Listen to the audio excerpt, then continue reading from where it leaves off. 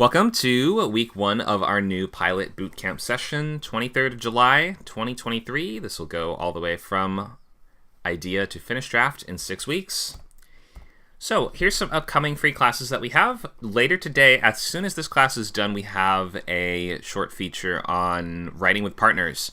So this will be a sort of group discussion, which will give you tips, suggestions, and guidelines for working with a collaborator on either pilots or features or novels or other creative writing that you would collaborate on.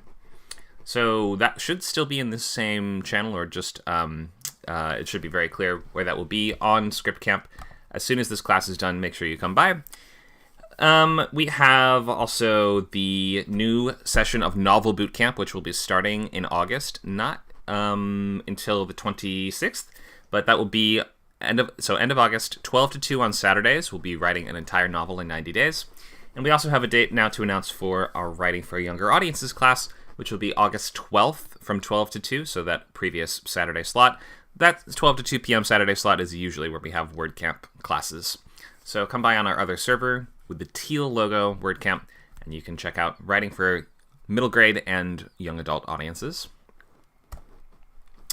So WordCamp and ScriptCamp are all part of SkillCamp, which is our group of servers that we're adding more to all the time, constantly improving and working to increase our number of classes, free and low-cost classes to help you learn skills to reach your life goals. We have lots of free classes like the one you're in now, as well as table reads, script swaps, writers groups, genre groups, special events, workshops, and lectures and things like this that are all just public and available on the server all the time. And we also have subscription tiers, so if you subscribe, you can access, for instance, the remainder of the classes in this session, which is a boot camp. So the first week, the week 0 and week 1 of the boot camps are free and public. But if you want to continue all the way to the end of these courses, you should subscribe at scriptcamp.net, which can be done for as low as just $19 a month with our new prices that we've just announced. So head to ScriptCamp and you can start your subscription for just $30 a month monthly. You can get access to absolutely every event, class, workshop, and lab that we do here. Access to video library, which includes hundreds of videos of previous classes, big discounts off proofreads and consultations. You'll earn script coins every month, which you can spend on table reads and things like merchandise and silly prizes like that, but table reads are what most people use them for. And just includes, it's unlimited access. You get unlimited access, so every single event on the server. And if you subscribe yearly, you are saving 40%. You would just be paying $19 a month if you subscribe for the whole year at once. Okay, so new boot camps are starting. This pilot boot camp today, that's going to be Sundays 10 to noon, starting this class. We have novel boot camp. That's going to be starting August 26th, 12 to 2 on Saturdays. And we have feature boot camp currently Fridays 6 to 8. That has already started and we just did week 1, so it's not too late to join. So these are the 3 boot camps that will always pretty much be running, or will be in that cycle of resetting. So when one is done, then a new one should start within a week or 2 of the last one.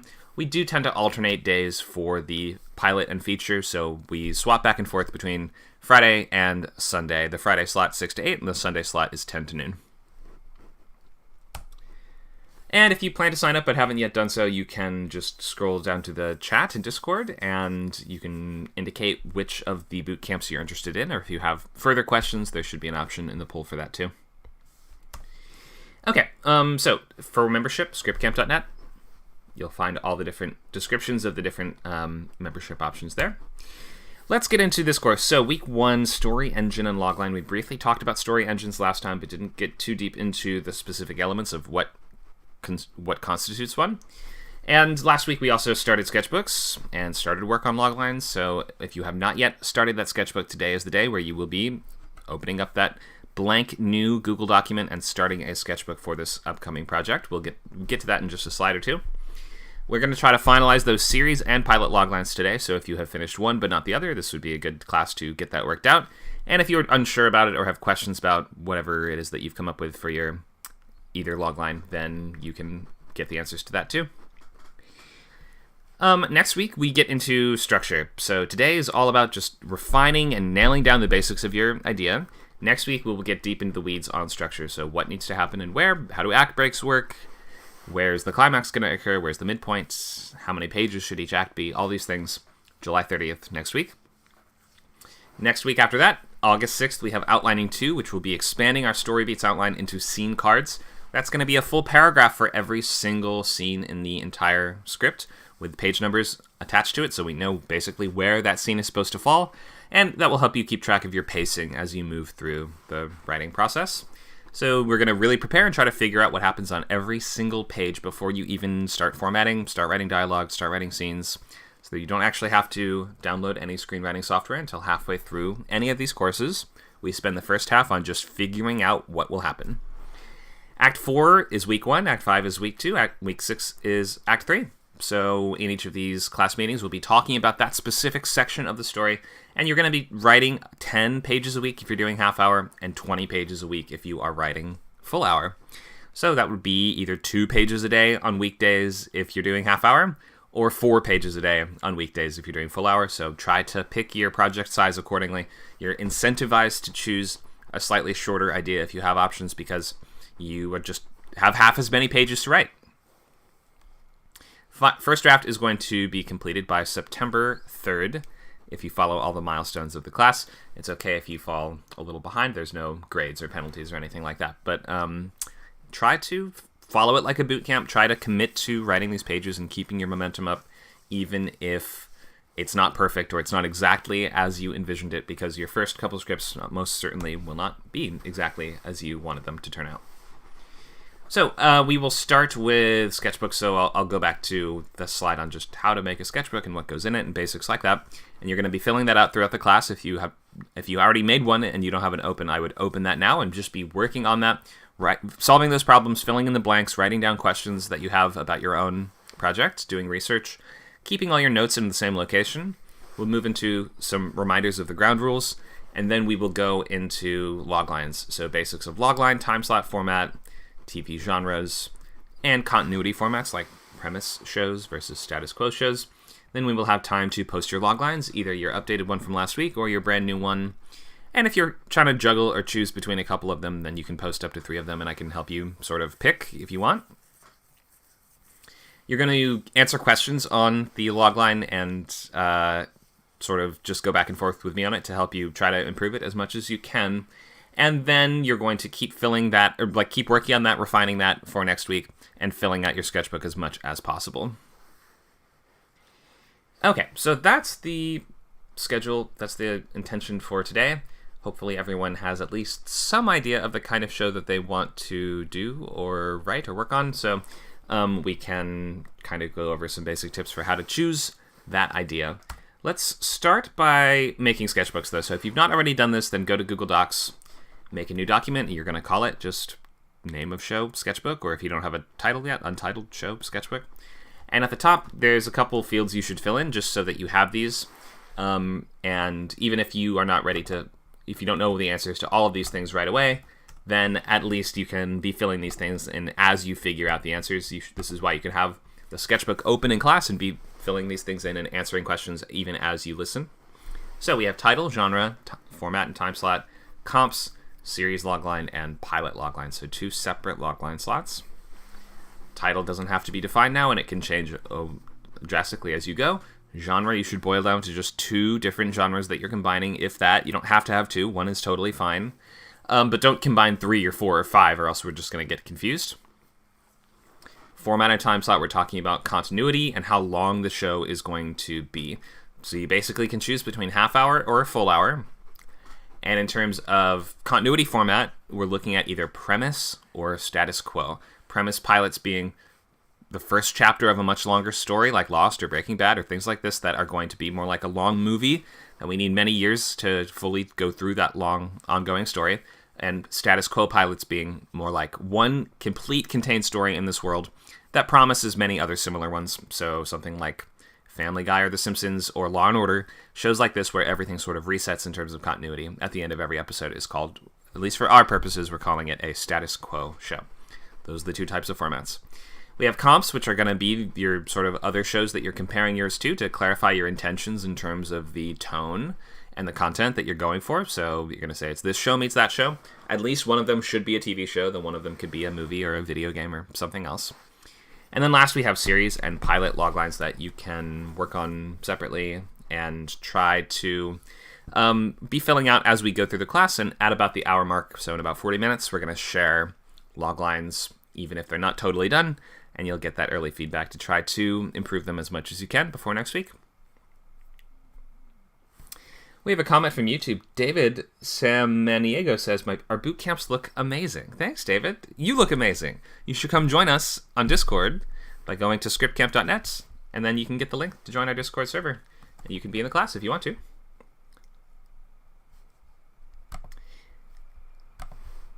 We have another question in the chat. No alt history, space opera, romantic horror.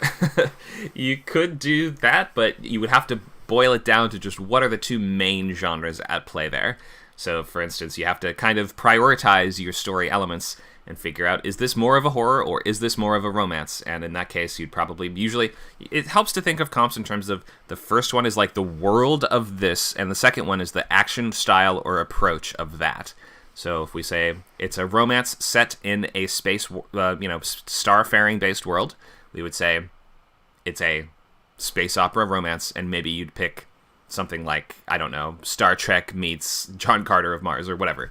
You get the idea. So you can definitely have those different elements in there, but for expressing what your genres are, it's easiest if you boil it down to the two most important, relevant things.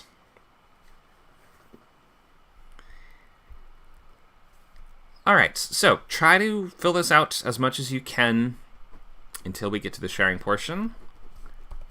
Let's go into, did we do this discussion last week? I think we did. Let me just take, instead of doing hands raised, we'll just take text submissions for now, comments here. If you guys want to weigh in and tell us, what are your writing goals? Have you written TV scripts before? How many pilots have you read or written in the past?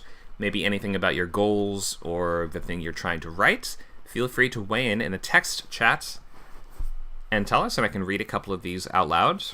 I think just for the purposes of time, we're not going to do voice at the moment, but we will when we actually share the log lines and you answer questions about your story. So feel free to introduce yourself if you want. Tell us anything about your goals or interests or the kind of thing you're trying to create. And I will read a couple of these out. I'm going to move on to the next slides just as you guys are doing that, but we'd love to see any info that you want to give us. Tell us about yourselves, your names, objectives, intentions, anything like that. Okay, so I'm going to do a couple other slides, then I'm going to check our text and see if anyone has chosen to introduce themselves. All right, so pilot finished in 6 weeks. The goal is not to write an amazing draft or to come out with something solid gold that will sell and get you a job on the other side.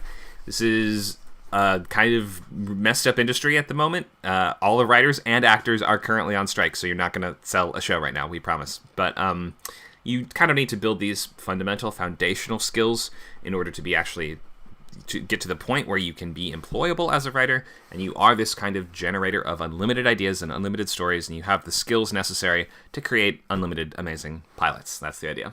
So any individual script doesn't really have to be good.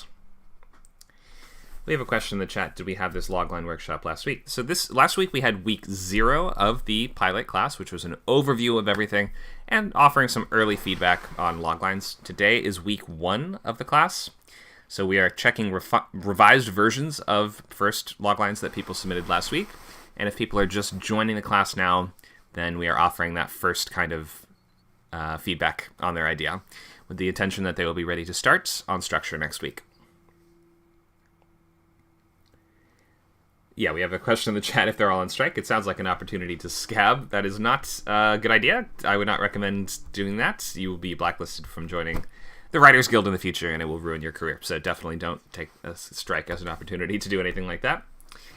So let's get a reminder of ground rules. So don't do true stories, anthologies, or adaptations, just because we don't want to be picking things that are going to drastically increase the time it will take you to complete the script. The 6 weeks is kind of a condensed format and time slot to be working in order to be writing something of this complexity.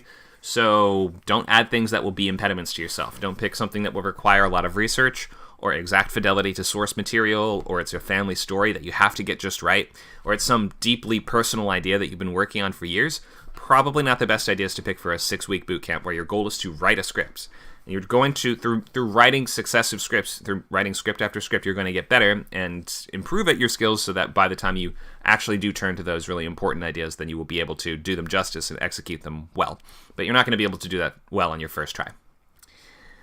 Just be careful of things like clones, parallel universes, or extensive flashback structures, multiple timelines, or time travel, things like that. Probably do not write any of that, I will just warn you. But it is a good time to just take a big swing and write something wacky and weird that will keep you interested for these 6 weeks of the class. And get used to sharing your ideas with me and with the rest of the students, just even at the early stages, just because TV is such a collaborative medium and environment where you have to always be accepting other ideas and modifying ideas based off of feedback and things like this. It's just really, really essential to working in TV. If you're going to persist in the course past this class, you should change your username to your real name, or at least a nickname. If you really don't want to use your real name, you don't have to do this now, but for future classes, I would recommend doing that. Okay, so here's the steps. We went over these in week 0, so we're not going to go too heavily over everything now. We're going to start at step 1 today, but we have logline, sketchbook, story beats, scene cards, go to pages. Oftentimes, people will be working on logline and sketchbook sort of simultaneously. So the logline, early versions of the logline, you can write them down in the sketchbook and maybe even iterate on them a couple times to see if you can refine it and make it better and just make it as good as possible. In the sketchbook itself, I also start with early versions of the story beats in the sketchbook.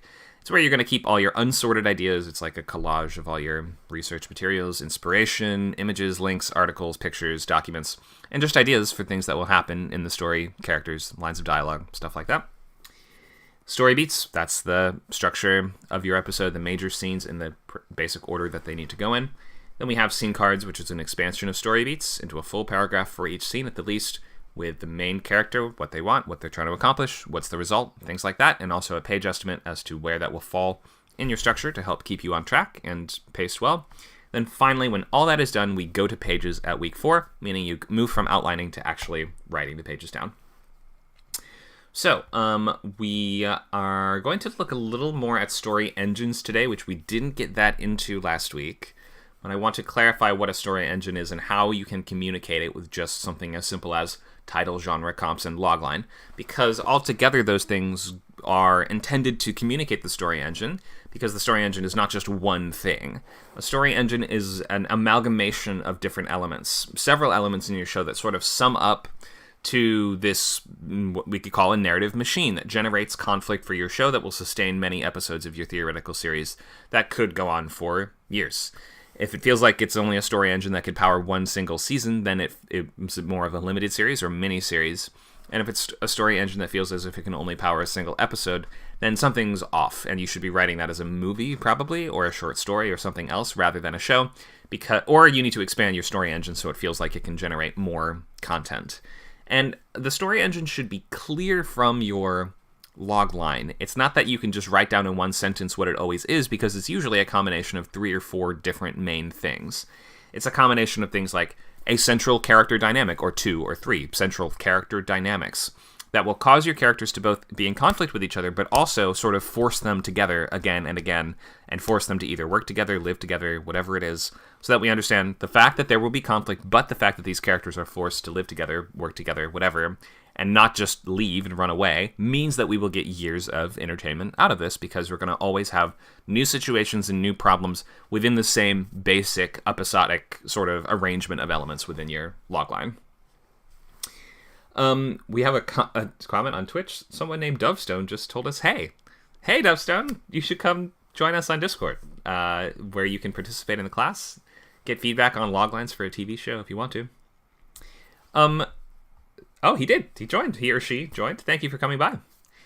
That's great. So anyone else who's watching on Twitch, Twitter, Facebook, something like that, we recommend joining on Discord so you can leave comments directly in our text channel. And also, you can speak on stage and unmute and ask voice questions or share your logline when the time comes. All right. So let's get more into story engine. So this is fusing your character's story world and situations to sort of give the sense of continuous generation of conflict through many years of the show. And a strong story engine theoretically suggests, dozens or hundreds of hours of TV in the future. So let's look at just some basic elements of a popular show that are going to go on to create that story engine. So I decided for this class just to pick The Office as just an explanation, or as an example, because almost everybody knows the show. So what is the story engine in The Office?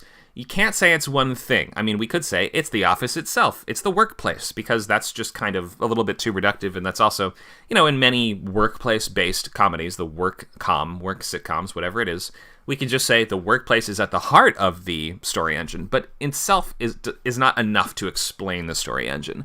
It's going to be sort of three separate things in The Office, and that's why I've sort of cropped this picture to include the major players of the show, and also clarify how these people are going to create years and years of TV, which they have in the past, as we know.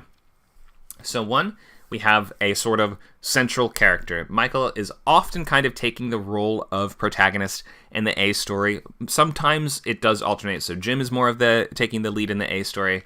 It depends on the episodes, and there are other A stories as the show goes on, particularly after Michael leaves, of course. But for the most part, let's look at just like the first 3 seasons of the show. Michael is kind of a flawed protagonist, but with a persistent goal. He's always going to be trying to do the same thing, which is increase sales and keep the office running smoothly and well. So just having that sense of a persistent goal for a lead character is often a really strong element of a story engine that tells us, okay, this is the sort of conflict we're going to be seeing in every episode. It's going to be related directly to the sort of work that they are doing in this environment. But the sort of flaw that comes in that adds that extra sort of layer of conflict to just the basic problems that would come up in a business is his personality, which is his incompetence, awkwardness, lack of political correctness, and his kind of desperate need for approval, which causes problems all throughout the show that need to be solved. So even without the rest of the cast of characters, we can imagine many different episodes that come from just the setup of, we have a boss that's going to keep things running smoothly, but he keeps getting in his own way and messing things up.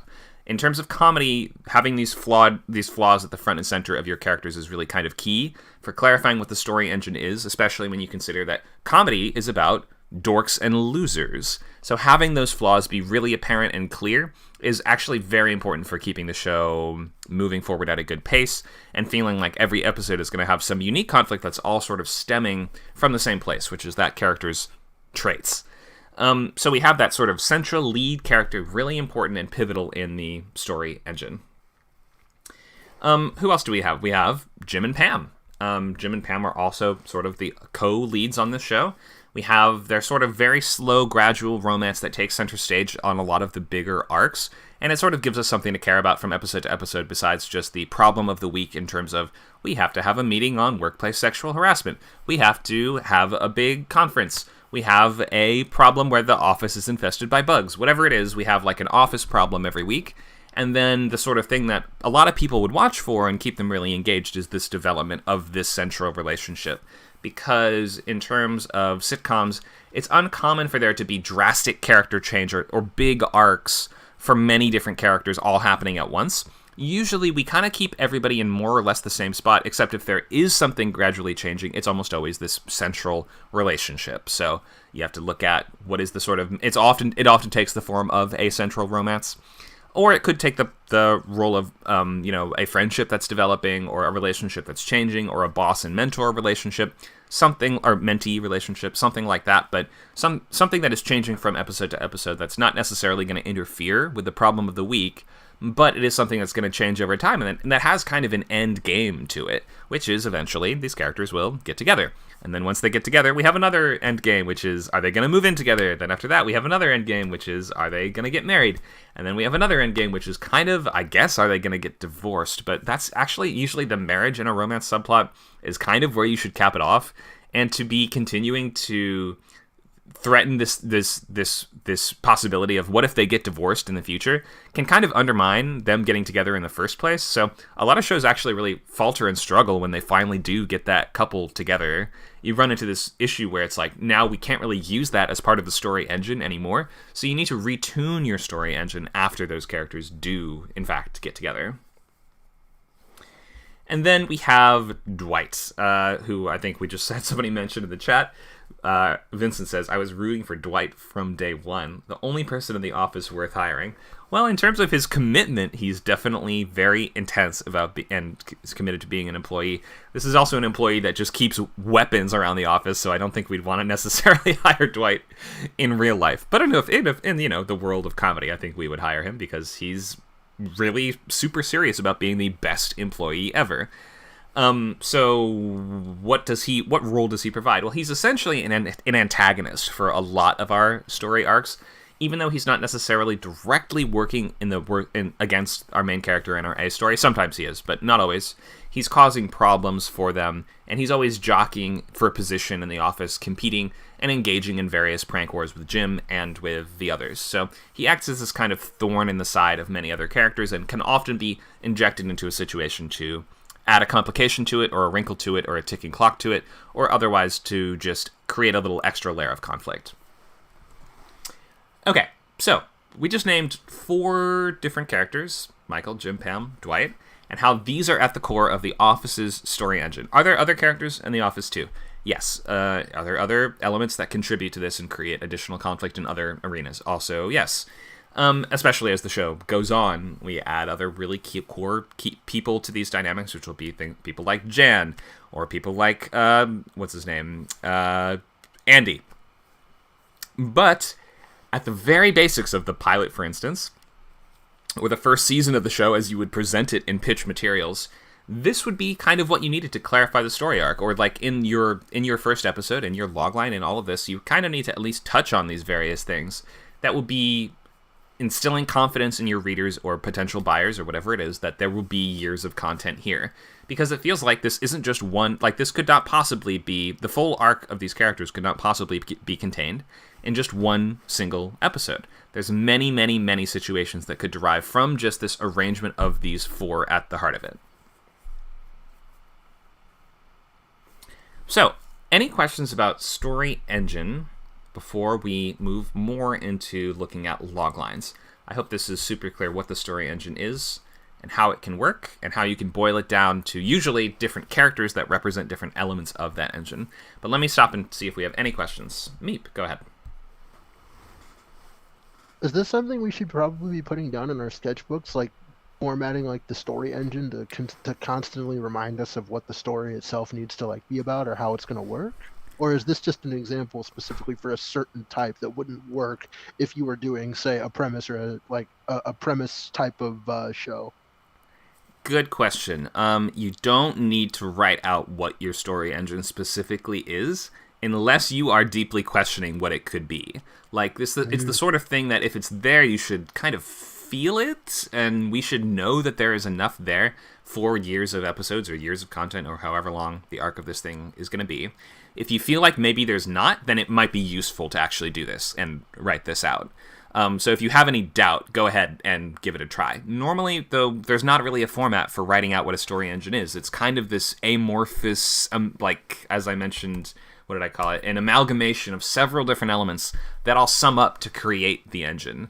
Gotcha. But it's difficult to strictly define sometimes, which is why I haven't done this before, but I decided to just sort of really, really clearly break down the different pieces of this one.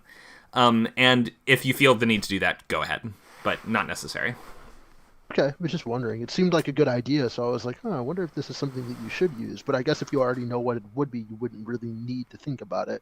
But yeah. I guess, it never hurts as a reminder. But yeah, that's all I wanted to know. Thank you for answering my question. Sure, great question. Let me maybe ask, can anyone break down the story engines of another show that you watch in terms of 3 or so dynamics like I've done here? So pick your favorite show. Tell us how it works. You can raise a hand or you can use text chats. Looks like no one's introduced themselves. That's too bad.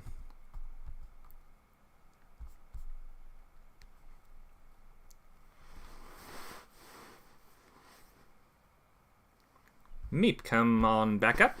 Let's break down a show.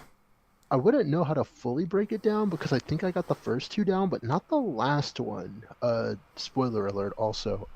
Invincible was the show I was thinking of because I just recently watched it, so it's like the freshest thing in my mind. Great. So, I've only seen the pilot, and I think in order for this to work, we do have to spoil some stuff. So spoilers for Invincible for the next 5 minutes. Go ahead, Nate. So I would say like if I were to break it down, you would have Mark, who is sort of like the flawed protagonist in the sense that he is a hero who is like just getting started at like trying to be a hero and isn't very experienced. Hmm. Um the Let me see. I saw the second part that you had in there. Like, I guess another dynamic as far as maybe the world, as maybe like the world goes, is oh man, this is tougher than I thought. Okay, so the antagonist I think would also be difficult because not only is he going up against several different villains in the show that he is unaware of, but the antagonist is also his father Hmm. who's like the villain of the series, but that's slowly being kind of fed to the viewer as the story goes on. And then I would say maybe like in the middle you would have his significant other, whose name I actually cannot remember right now, who kind of represents all of the different things that he's trying to balance in addition to being a hero, like being going to school, trying to manage like relationships with friends, Right. and also having to, you know, live up to the expectations of what other members of like their little society kind of expect from him, like the secret government organizations that are kind of watching him and helping him. Right. Was that character named Amber, perhaps? The Mark's Yes, girlfriend? Okay. Amber. Yeah. So, yeah, let's break down. So this is the teen superhero coming of age kind of story engine, Yeah. right? Hmm. So, Hmm.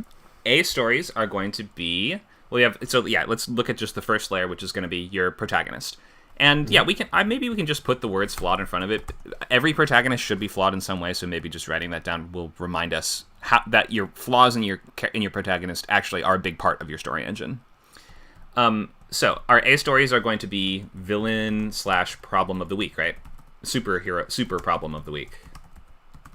It it's kind of a premise story, but it plays itself off like it's like a superhero of the week type story. Right, exactly. Hmm. So we have the super problem of the week, and that is going to also tie into his development as a hero. Hmm. He is gaining power and learning how to control it. Hmm. So that's all pretty much always going to be at the A story of this genre. And then we have the B story, his sort of teen daily problem slash life thing, which, I mean, we could represent with his, for instance, relationship with Amber, Hmm. friends, conflicts at school. Does he get into the football team or whatever? And then we have, yeah, that sort of last main element of that is antagonist Hmm. with his dad, Omni Man, Hmm. which Dad. provides Omni Dad, sure, which is going to sort of from my understanding of it, the A stories do start to revolve around that more and more. It's not, you're right, it sort of acts It, as if it is going to be a Saturday morning problem of the week cartoon, but then this main problem becomes so persistent that it kind of, I guess, becomes the spine of the show, right? yeah, it like envelops the story after a while. Yeah, that makes sense. So that's the sort of central relationship. Central relationships really, really key to story engines, and having a central relationship with the antagonist is a great way to do that. You don't have to, but Hmm. some shows use that to great effect. Hmm. And biggest stakes. So that the this third element here kind of ties together element 1 and 2 of the story engine. If A is going to be Mark's development as a hero, B is going to be his family and home life. The third Hmm. thing is both of those at once, right? It's sort of the ultimate test of both of those things. Hmm. Okay, so that's how this genre works. Usually we have characters that are sort of pulled in two directions, which in the teen superhero genre, this is always how it works, as far as I can tell, except maybe Teenage Mutant Ninja Turtles, which I don't think they care that much about fitting in as humans or whatever. And yeah, maybe in some of them they just don't really have a human life they're trying to balance. I mean, if you look like a turtle, there's not much chance you're going to do that. Right. But in any case, so yeah, we have the work life, that's layer 1. We have home life, that's layer 2. And And then you have to find sort of that third thing, which will often be some kind of overarching antagonist. And think in like Smallville terms, it's going to be like we have Clark and his tornado of the week or whatever happens in Smallville. We have his, you need to take Lois Lane on a date or whatever, but you're an awkward teenager, so you have trouble with that. And then the third thing is we have General Zod's forces are getting closer to Smallville or whatever. Gotcha. So yeah, that's just how that genre works. The teen YA hero kind of genre has these really clear elements, and we can see versions of this all throughout. Like you can even see versions of this in stories that are not superhero based, right? But you can think of it then maybe your story engine might be, one is going to be like work life. Two is home life, and you can choose which of those takes priority. In some shows, home life comes first, and then work life comes second. Like something like Modern Family is primarily about home life, but with work life subplots. And then last we have persistent problem / antagonist. I guess oftentimes the antagonist presents that persistent problem. Okay. So good breakdown. Any adjustments you'd make to this or anything I missed? No, that's pretty solid. Cool. Does everyone think does this make sense in how we can think of a story engine, and if you need to break it down into these several different elements, you can do so? I'm stealing this. Yeah, go ahead. I can paste this in the chat if you need. Yep. Nope, I got it. I just screenshotted it. It's fine. Okay, cool. All right, looks like we have a couple comments and questions in the chat. Mutant Llama tells us Skye/Phil Coulson, Fitz plus Simmons, Grant Ward for Marvel's Agents of S.H.I.E.L.D. So yeah, I haven't seen Agents of S.H.I.E.L.D., but I know that those are some of the important characters, Phil Coulson being the sort of recurring character from the movies that ended up taking a central role in Agents of S.H.I.E.L.D., even though I thought he died in the Avengers. I guess they said just kidding, which they tend to do in comic book stories all the time. We have another one that Mutant Llama's told us about. Aang, Katara, and Sokka, and Zuko. Not a couple, but sibling love. Yeah, so in middle grade and younger oriented stories, we usually won't be a romance subplot. It'll be kind of more like puppy love, or maybe friends getting closer or breaking up or things like that. So in younger audiences, we definitely have less romance for sure. And then we have another comment. This is more difficult than I thought, even for a show I liked. True Detective Season 1. Rust and Cole, and in a smaller scale, how the newer detectives mirror their partnership. Louisiana, I feel like this in totality is its own thing. The weird Lovecraft cult. Yeah, let's do True Detective Season 1 as well, because I know that show very well. So, True Detective Season 1. So first we have work life. Kidnappings / cult killings that the detectives must solve.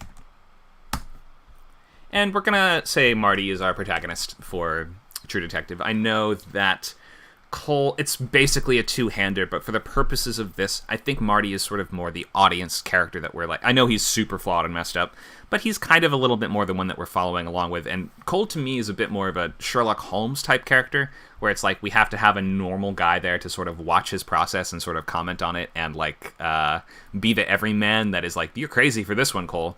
So in my mind, Marty is sort of more the sort of central story protagonist, and just because he has more going on in his home life and stuff like that, Cole obviously doesn't have a home life, so we're going to consider Marty to be the A story. So we're going to say Marty work life as the A, or as the sort of element 1. For home life, we have, let's put that as 3 actually in True Detective. 2 is going to be Rust. So this is going to be Rust relationship. We'll say friendship, / partnership.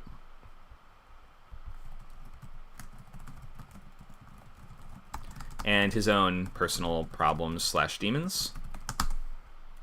And then last we do have Marty, home life, wife, kids.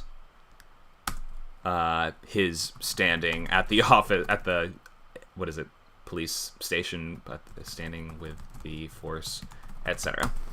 That's more work life than home life, though. Okay, so these are kind of, almost always we can break it down into home, work, and whatever work is in your show might be different. Work could be fighting crime, or work could be I'm working in an office and I'm selling paper, whatever it is. And then we have this sort of third element that you can use to make your show a little more unique, and it might be this persistent antagonist.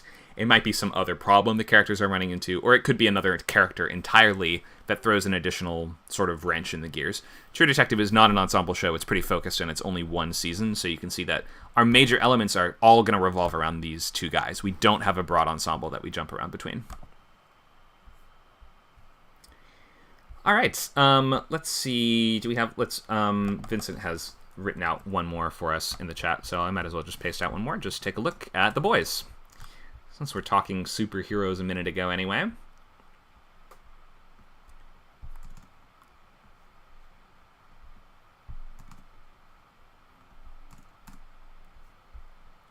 All right, so we start with Huey as the sort of everyman protagonist, or sort of way into this world. Sort of wimpy and non-confrontational, but I think that his development into becoming more of a superhero fighting badass is sort of like at the heart of the show. Him gaining courage and agency is really central to it. We have Butcher, who's violent and competent, becoming just as destructive as the heroes in his path to vengeance, so he's sort of becoming a bit more powerful and villainous as the show goes on. And then we have sort of the mentor-mentee relationship with them, and that provides a lot of good, moments where we see Butcher's trying to turn Huey into the hero that he needs to be, or at least the vigilante that he needs to be. So our A stories, so the work life, are going to be taking down the Seven, this group of central, the worst heroes in the world, and exposing the company behind them to prevent their expansion and other villainous things they do. We have daily problems, so that's going to be home life stuff. Every member of the Boys is sort of running from personal demons, and our main character has his own as well. And then we have our sort of main antagonist is this company, Vought, which is omnipotent, wide-reaching above the law, and Homelander as the sort of face of Vought and as the central antagonist of the whole show. He's a celebrity hero. It's kind of like Superman meets Captain America with an agenda to subjugate humanity. So he really has these villainous intentions, but everyone thinks he's such a good guy. Nice. So yeah, good breakdown, Vincent, on this one. Lots of really clear story engine stuff there. And then I haven't seen this one, so I'll just... Is this maybe is Diaspora Mutant Llama's own logline, or is that maybe a breakdown of a logline for an existing show? We'll share loglines for our own show.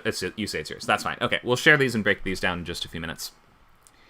Okay, so let's spend about 10 more minutes on slides before we share loglines.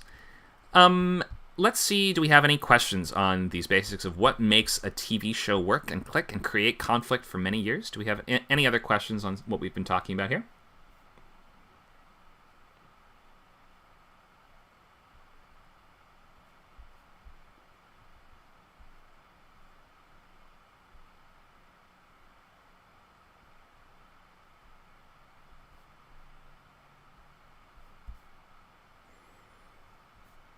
All right, if there's no more questions, I'll do a few more slides. So, story engine, good thing to understand what it is and how it works, but you don't have to specifically write it out in any particular format. Feel free, if you're typing questions, you can continue to do so, and I will check back in just a minute.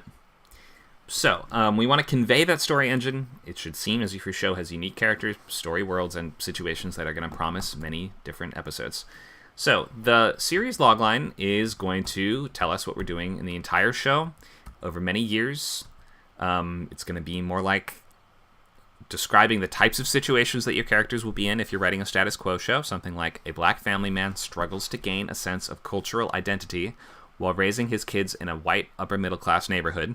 That is a description of a type of situation that can be pretty general and pretty vague, and it doesn't need a specific goalpost or finish line to it. In fact, it can't really have those. Whereas if you're writing a premise show that lasts many years, a fast-talking financial advisor drags his family from Chicago to the Missouri Ozarks, where he must launder $500 million in 5 years to appease a drug boss, gives you that really clear sense of this is going to be a 5-year-long show with a finish line, with an end point, and I know what the objective and antagonist are really clearly. So depending on your continuity format, you should try to write it with those in mind. Either a type of situation really clearly described that we can imagine many different episodes playing out with that setup, or a longer-term journey that we have that sense of what the boundaries or walls on it, how long it's basically going to take, and what the scale and scope of that conflict will be.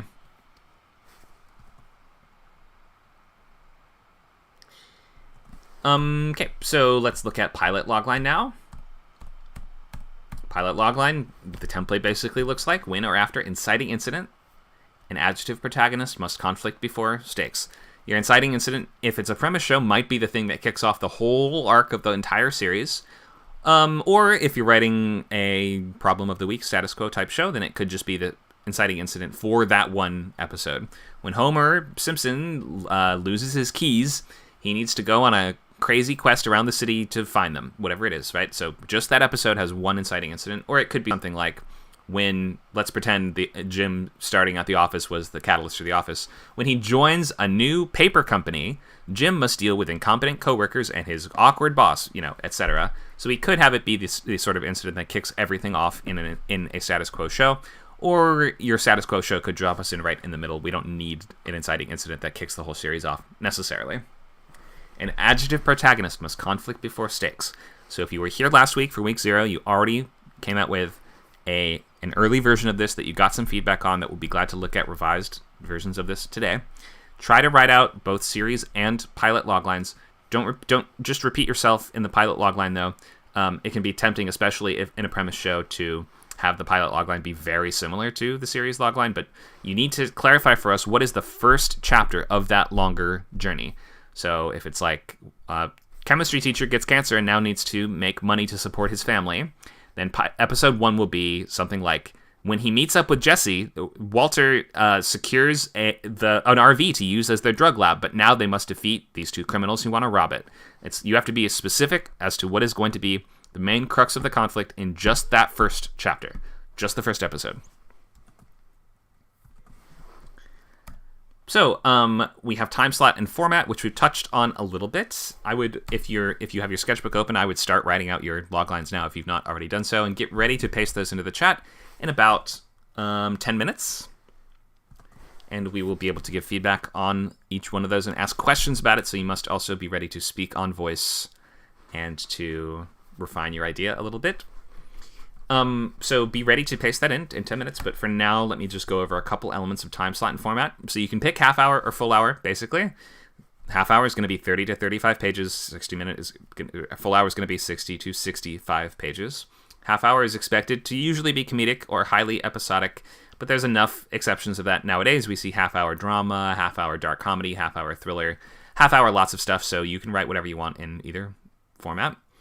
We have 60 minutes, which can be really any genre except for straight comedy. There is not straight hour-long comedy that I am aware of in the US, at least. You can do an hour-long comedy if you blend it with something else, like dramedy is more common for hour-long, something like Shameless, or you could add some other flavor or element, like musical, like Crazy Ex-Girlfriend is an hour-long musical comedy type show. Or you could add something like horror, hour-long horror comedy, something like that, like Ash vs. Evil Dead. But in any case, you just won't really see straight comedies in hour-long format. And here's just some examples of how long these various shows are and how long the page counts are. I don't even want to linger on this really, just because not way too much point. 30 to 35 pages or 60 to 65 pages are essentially your choices. Okay, so here's the genres choices that you have. Don't invent your own genres because people just won't know what you're talking about. And don't combine more than 2 different things because, again, if you combine way too many flavors, it will just start to seem like a random soup of nonsense. So your choices are essentially comedy, drama, crime, sci-fi, or fantasy. Some people mash those together and say sci-fi fantasy, action adventure, mystery thriller, or horror.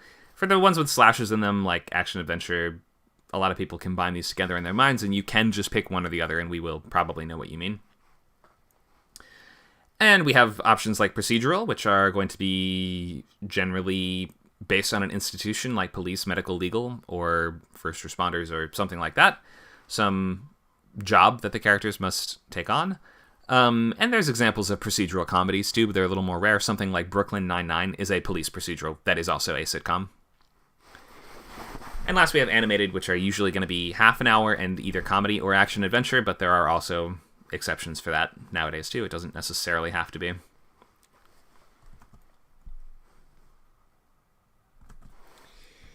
Okay, so last we will look at comps So I want to make sure... Oh, I'll take questions on genre and comps after I do this slide, I think. So, comps. This meets that. So you want to pick a comparable show or movie. You have to have two of them, not more than two, and not less than two. You might think of it as the world of X with the tone or conflict or approach or style of Y. You don't have to use that, but that just is useful sometimes. So if, for instance, you want to do, I don't know, a legal show set in a fantasy world, we might say that your show is kind of like Harry Potter meets Law and Order, right? That's like a police procedural set in a fantasy world. So comps are stupid and kind of cheesy feeling for the most part, but they're still a really useful tool, and a lot of people do use them in the industry. So even if you don't love it, you should still come up with two comps to express what you're going for, what is the tone of this, what is the subject matter of this, and what people can expect for this. Your feedback that you're going to get is going to be based on people looking at your comps and deciding, did they achieve a similar result to this? Or if they picked two very funny comps and their show is dead serious, then I have to factor that into the feedback I give because it seems like they didn't meet their goals here. So you're going to pick these in terms of mostly tone and subject matter. Comps tend to skew towards more popular and recent things in the zeitgeist, or older ones that are just very well remembered. So if you're going to pick something from before the year, I don't know, 1995, then you should probably pick something that is as well known as Back to the Future or Star Wars. Old and fondly remembered things can always be used as comps just because more people will know them, but you just don't earn points for having a comp that nobody knows. So don't try to pick way too trendy things. Don't pick the most popular thing in your genre every time, but definitely don't try to be obscure and show off either.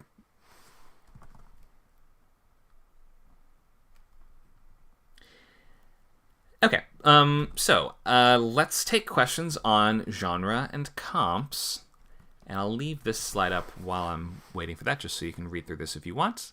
Any questions? Genre and comps.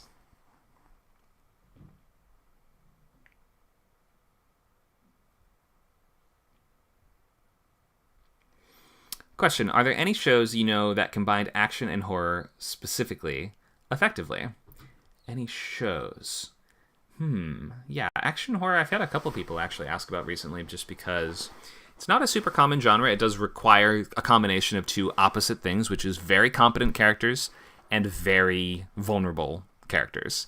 I would say some episodes of X-Files definitely have elements of this, where we have like supernatural investigation type shows, where we have characters that are needing to use supernatural gifts or team up with supernatural people to figure out the answers to mysteries, but then also have to then fight or combat those monsters in some way. We have, Meep mentioned Walking Dead. Yep, that has a lot of horror and a fair amount of action too. Nacho's given us The Strain. We have a suggestion of Megalodon. I'm not sure what that is, if that's a show. Yeah, I think I'll come up with I want to do some thinking of that and come up with some more examples for you. But there's definitely a reason that action horror is one of the smaller subgenres, because it's kind of inherently contradictory. We have a question, is romantic comedy considered a genre in and of itself, or a combination of romance and comedy? That's a good question. I would say it's up to you. You can combine those. People will know what you mean if you say it's for instance, a fantasy rom-com. You could do that. That wouldn't be considered too messy of a combination. So, yeah, you can consider it one if you want.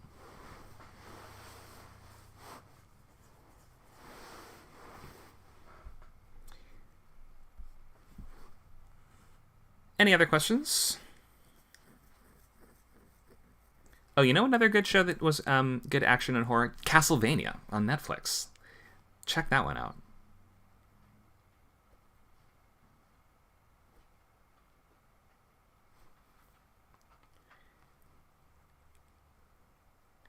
Llama has said, I usually go with one more thematic genre and one more structural genre, like sci-fi and action, or fantasy and adventure. Sure, that works. If that clarifies what you're going for, you can totally think of it in those terms.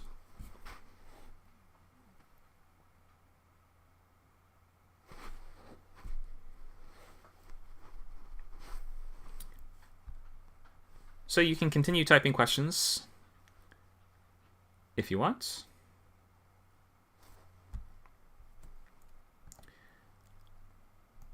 Anything else I want to get into? I'm just going to leave some sample log lines up so you guys can have something to look at as I take these last questions.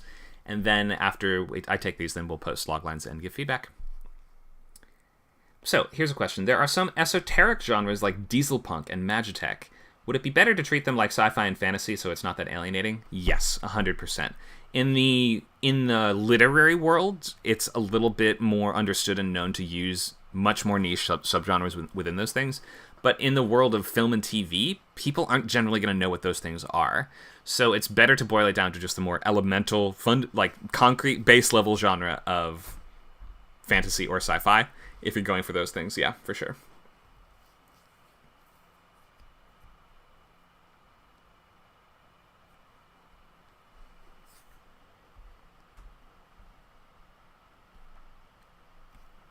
Good question, though.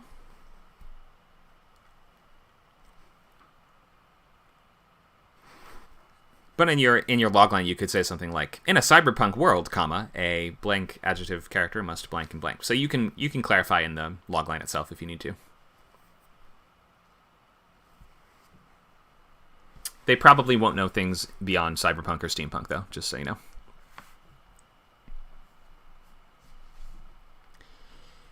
Okay, so I think we will move to sharing loglines. Yeah, why don't I just leave the examples up, especially of series logline, because a lot of people do struggle with this. So let's go ahead and share.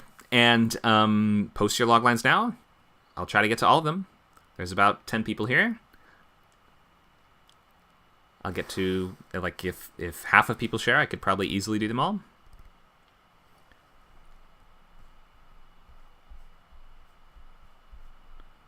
And I will have to take them in the order that we get them. Llama has already pasted his or hers in the chat, so I'll just repost it here. I got you.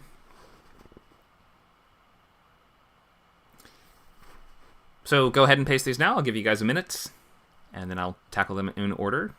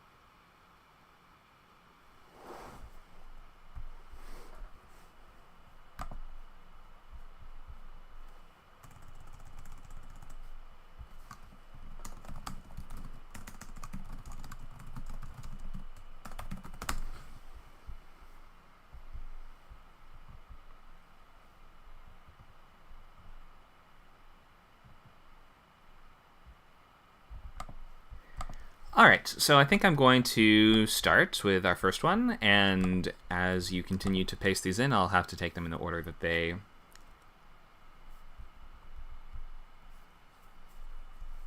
So I'm going to get started.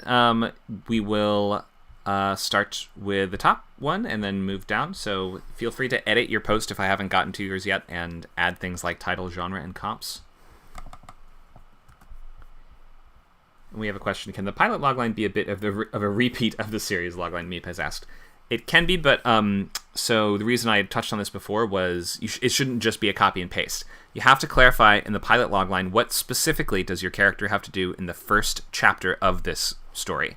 So really make it clear how this is different and distinct from the series logline if you can. It can start in sort of the same way, but then like the first chapter in a journey should be described very differently than the entire arc of that journey.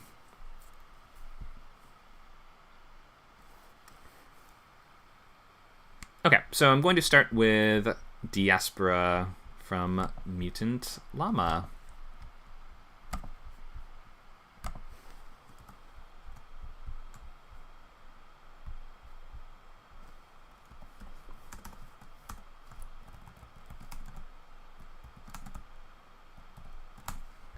All right, I have invited Mutant Llama to the stage to speak.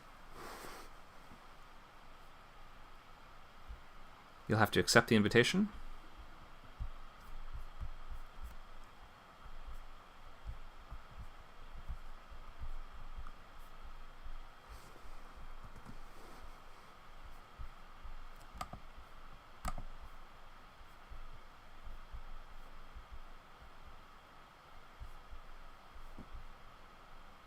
Oh, hello. Hello. No, I didn't know I'd be speaking. No problem. You ready to go over your logline? I guess. All right. Why don't you start us off by reading it out?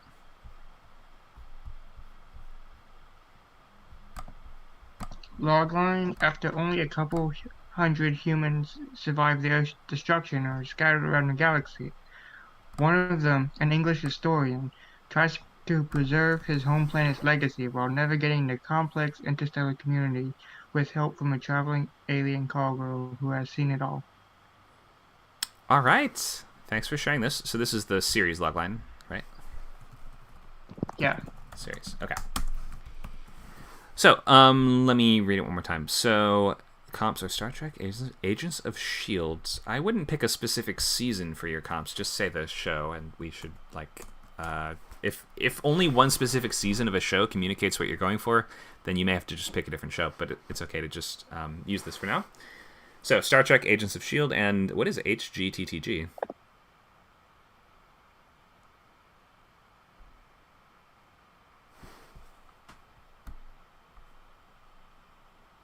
Hitchhiker's Guide to the Galaxy. Okay, thank you. So, I would... you have 3 comps here. I would limit this to 2 comps. And also, you have 2 pretty serious ones and then 1 really silly, goofy one. So I would just maybe... If you're trying to say this is like a comedic space adventure that is set in a space opera world, I think Star Trek meets Hitchhiker's Guide would be a fine set of comps. If this was more like a team-based hero type of show with comedic sci-fi elements, then Agents of S.H.I.E.L.D. meets Hitchhiker's Guide would be better. But narrow this down to 2 comps in such a way that clarifies your intentions a little bit more is what I would recommend. Okay, let's check the logline one more time. After only a couple hundred humans survive the Earth's destruction and are scattered around the galaxy, one of them, an English historian, tries to preserve his home planet's legacy while navigating the complex interstellar community with help from a traveling alien call girl who has seen it all. So I think I get the basics of this, but I am wondering, what are the... he tries to preserve his home planet's legacy. What specifically does that mean? Like, gather books and stuff he can from the remnants of Earth culture and make a library? Or what exactly does it mean to preserve the legacy?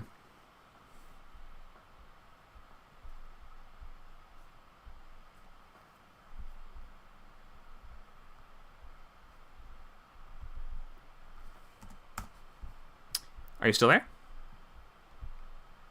Yeah, I mean, like, he tries to teach people about Earth's history and culture so that it's not all lost. Okay, and so you're like saying that... hang on to a little bit of it. Right, and so that's difficult because... Why? Because humanity is dying out? Yes. It is. Okay. So I think that might be a little bit more of an important element than using all these words to set up the specifics of the situation in the very beginning. I might even say something like, with Earth destroyed and the remnants of humanity dwindling across the galaxy, an English historian must... So if you put the word must, it feels more important that he has to do this, because if he doesn't, then all of human culture, I think you're saying, will be lost forever, right? Yeah, basically. Okay, so frame it in these terms. Tell us what the actual problem is. The problem is that humanity is scattered, and now the last humans are either dying out or they're spreading out too far, so we're losing all sense of human culture. So with Earth destroyed, all of humanity scattered around... Go ahead. They're being scattered around. They're being assimilated into these alien cultures, and I see. Human culture is being forgotten. I see. Okay, cool. So maybe say something like, "Must gather and preserve lore, knowledge, artifacts." Maybe clarify exactly what kind of things he's trying to do to preserve human culture before it vanishes forever, something like that. And then maybe you can work in if this central relationship with this alien girl is really important to the show, you can sort of find a way to tie that in too. But just in terms of the basic expression of the importance and urgency of the situation, I'd recommend rephrasing it a bit along these lines. Does that make sense? Yeah. Okay, cool. And then a pilot logline would tell us in this very first episode, you don't have to have this ready now if you just aren't ready yet, but in the pilot episode, you'd be like, when the last ever library, when he hears a rumor that the last ever library book is on a remote mining colony, the main character and his girl, they head there and they encounter an evil squid alien that is threatening to eat the book, or whatever it is, whatever the problem is, like that specific problem in that very first episode. Any questions on this? Not right now. Okay, great. Well, thank you for sharing and submitting. I like the idea. Great title, very evocative. Thanks, Lama. Let's move on to our next one. We will get Pappy Penguin. Hello? Hello. Hello. All right, so we have X Stories, a drama show. Why don't you start by reading this for us? Okay, so after cheating on his girlfriend, the ex succeeds in life as a world-famous author by writing about their relationship, and now the main character has to redeem his social life as the asshole in the story. Okay, great. Let me make sure I understand. So wait, what does this say here about accomplishments of a duke's daughter? Is that a typo? Okay, so no, that's a comps. So I've been reading a lot of like books recently about these characters that basically they get cheated on and then they become really successful in life. But like these stories basically be like, hey, this guy, he's a terrible person and therefore like he doesn't like do anything, and like look at these new people who like got cheated on and then moved on from their lives, because I think that's like what the authors like, that's like the much better way of phrasing it. But reading it, I'm just like, okay, what happened to these guys that cheated on the girls who got really famous and like really, really popular? And so I said the other way. Right. In the end. I see. Okay, that's a unique approach. So these are books. Accomplishment of a Duke's Daughter is a book? Series, I believe. Oh, okay. I had just not heard of these, so it looked just like random phrases to me. Okay. But good to... Yeah, so for comps, at least one of them should be a TV show if you can. Yes, it's okay if the other ones are something else, though. So, logline. After cheating on his girlfriend, the ex... Hang on. The ex succeeds in life. The ex what? So... Let's just say I think you mean she succeeds in life, right? Yes. After cheating on his girlfriend, she goes off to succeed in life as a world-famous author by writing about their relationship. And now he has to redeem his social life as the asshole in the story. Oh, I get it. Okay, it took me... I think something's a little off about the phrasing, but it's a good premise. It just took me a minute to understand what you were saying. So what you're saying is he cheats on his girlfriend, she goes off and writes a book about it, and she becomes super famous based on that story. And now because... it's really clear that the book was about them, everyone hates him because they think that he's a jerk and a cheater, which he is, right? Yes, definitely. He is a jerk. Okay. This sounds like a comedy. Protagonist. It sounds more like a comedy to me. I mean, you sure this is a drama? I was thinking about it being comedy, but then I'm like, okay, but it's kind of serious. Like, like cheating is not shouldn't be like looked light upon. In a comedy world, I mean anything can be. Here. I was thinking of a more comedic tone as well. Maybe we could say dramedy as well. You can, if you say dramedy, then it could be either half hour or full hour, and also you can kind of do whatever you want with the tone. Dramedy is a very versatile genre like that. Okay, so let's just work on the logline a little bit, because once I understood what you were saying, I really liked it and am super into it. So let's say series logline. All right, so after cheating on his girlfriend. So let's maybe start it a little bit later in the story, and we'll say something like, after his ex becomes famous for a tell-all book about his, whatever, terrible ways in their relationship, something like that. Okay. And then you're going to describe the main character in such a way that we understand who he is a little bit, it's okay if you're not sure yet. And it may take a little time to figure out exactly how you want to phrase this, but you might want to sort of say, is he actually a bad guy, or is he secretly a good guy and it was a misunderstanding, or like we're kind of want to get the basics of who the character is. So if he's like Kind of like I go ahead. want him to be bad enough that he is, you know, willing to cheat on somebody, but I want him to be redeemable at the end. So I kind of want like a hero's journey arc where like, oh yeah, he like becomes better towards the end. Okay. So in that case, I think you should describe him in terms of what is the flaw that led to him cheating, and causes other problems in his life. So is he like impulsive? So that would be a good, for instance, that would be something that would kind of explain why he cheated, not justify it, but explain why he did, and also be a trait that's going to cause lots of other problems for him as the show goes on, which would help to clarify our story engine a little bit. So if you might say something like, after his ex becomes famous for a tell-all book about their terrible relationship, something like that. An impulsive former cheater, or maybe you might want to say, describe him in terms of like, what arena are we going to find him in exactly? Sometimes we default to like a job. So you might say if the job is an important part of his life, an impulsive CEO is like a completely different show than if it's a show about a Wendy's cashier. You know what I mean? Oh my god. So let's, like, for now I'm just going to pick something. I'm just going to say an impulsive fry cook. You don't have to use a fry cook, but just that's a very SpongeBob way of approaching this. But I'm just picking that to tell us the world that we're in a little bit more. An impulsive fry cook must, what do you say?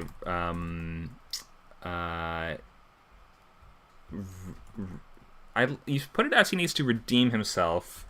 I wonder if we could phrase this as something like he struggles to maintain his image, or does that sound not quite important enough? Maybe we'll say to fix his reputation, and keep his life from falling apart. Yeah. There we go. Something like that, right? So when his ex becomes famous for a tell-all book about their terrible relationship, an impulsive fry cook struggles to fix his reputation and keep his life from dissolving or falling to shreds, whatever it is. In this case, I didn't mention the cheating thing, maybe just because we can learn what we mean by terrible relationship in the story. Yeah. You could mention that if him cheating a lot is a big part of the character and it's going to come up all the time, then you could mention it in the logline. But I've instead picked a word that just describes the flaw that led to him cheating in the first place, and will also cause other problems and drama in his life. So I'd try to do that. And then the pilot logline again would be just, what's this very first thing that happens?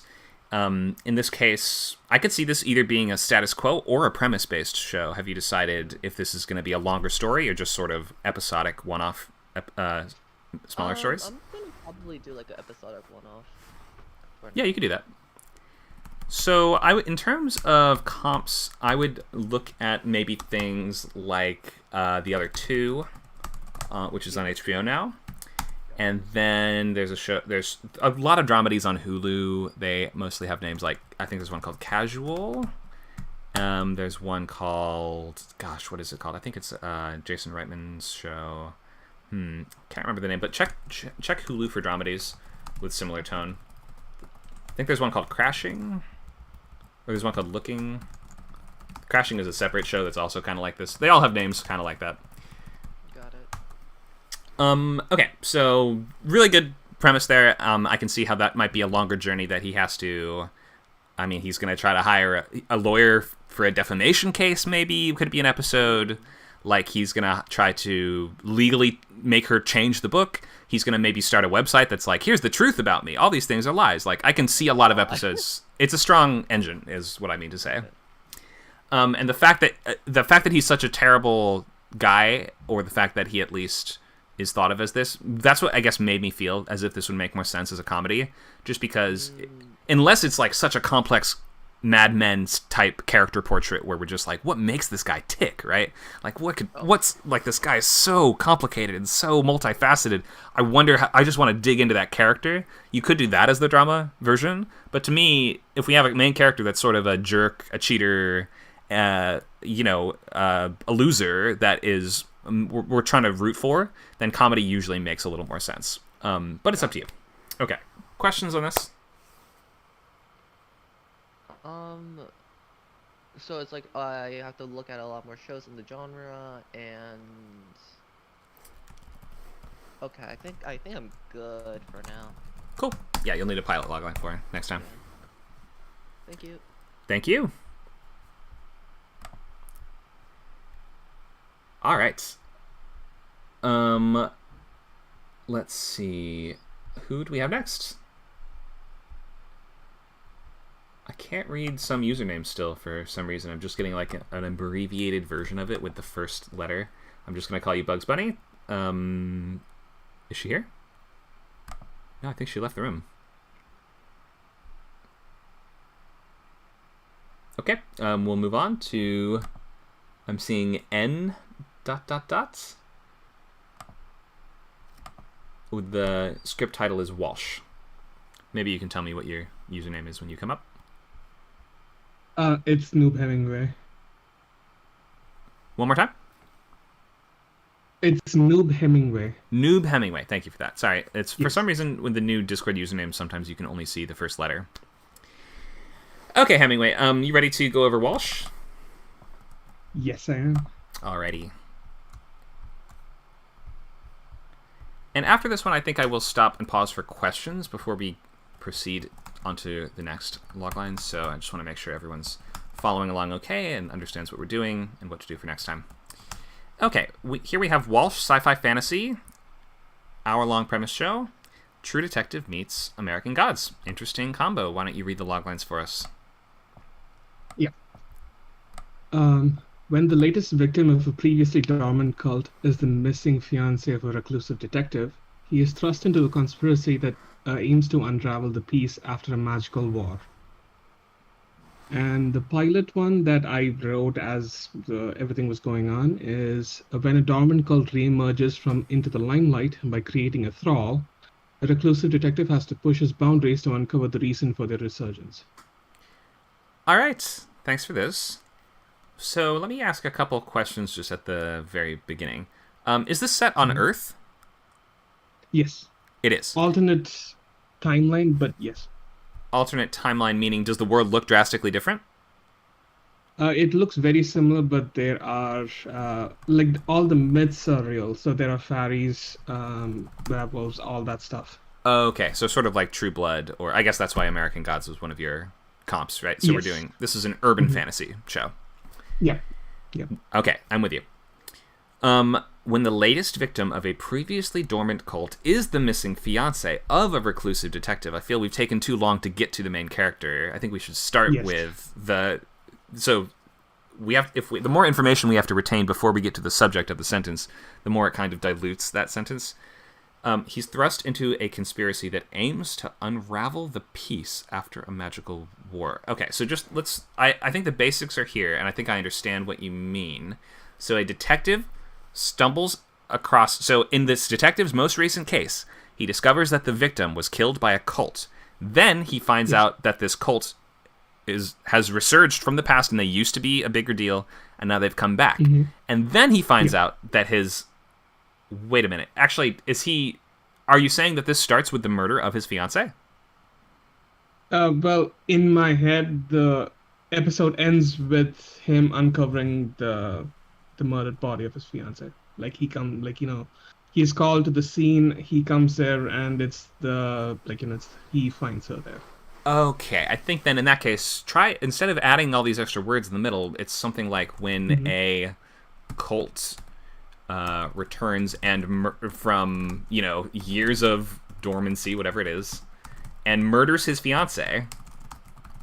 A reclusive detective must,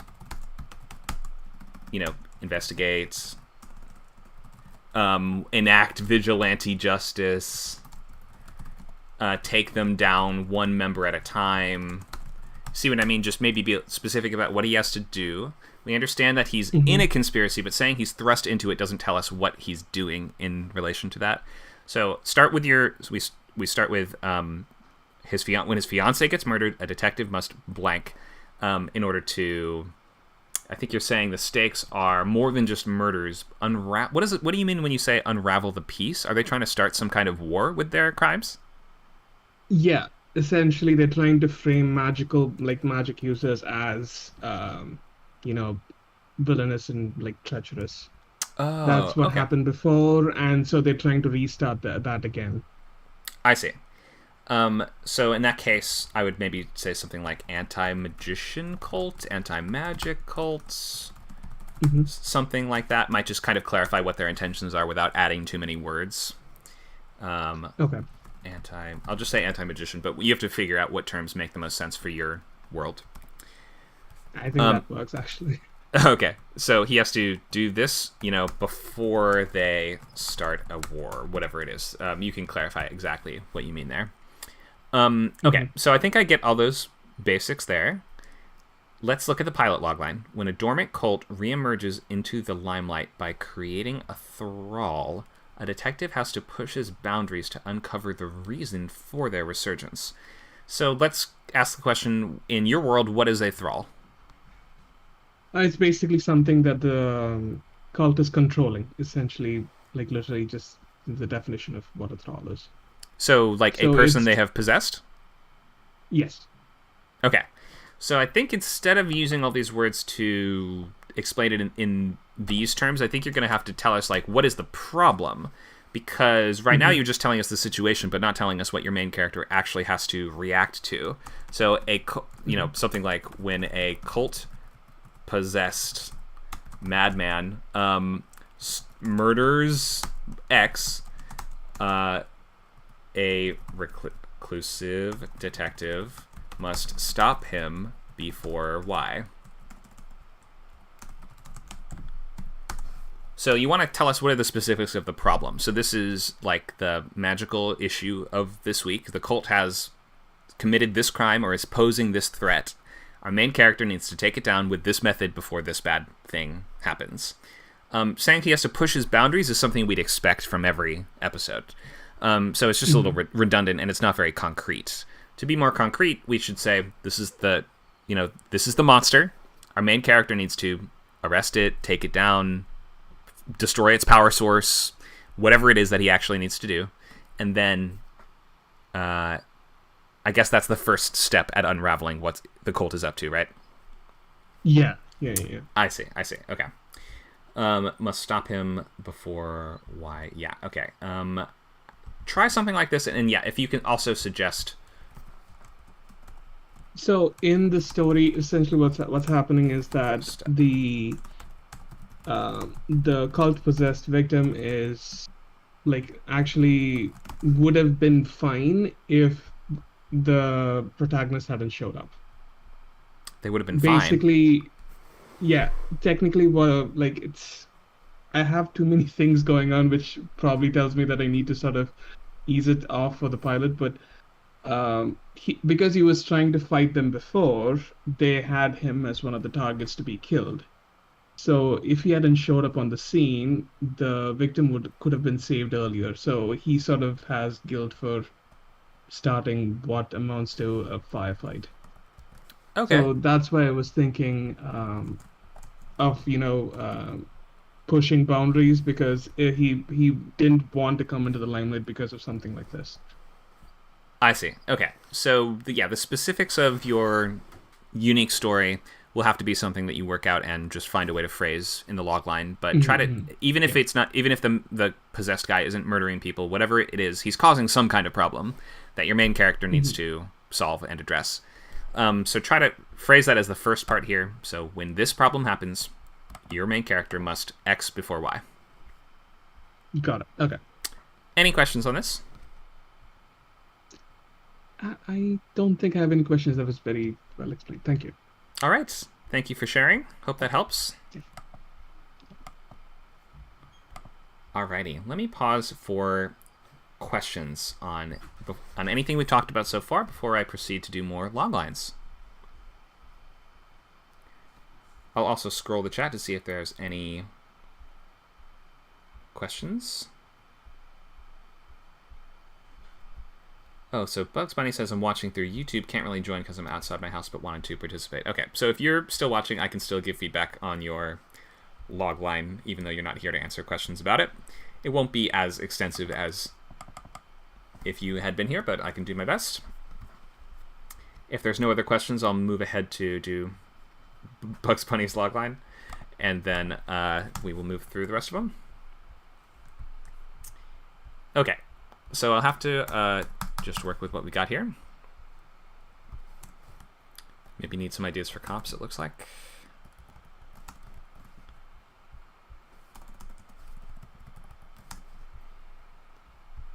Okay, let's take a look. No title, action, fantasy, rom-com. Maybe boil that down to 2.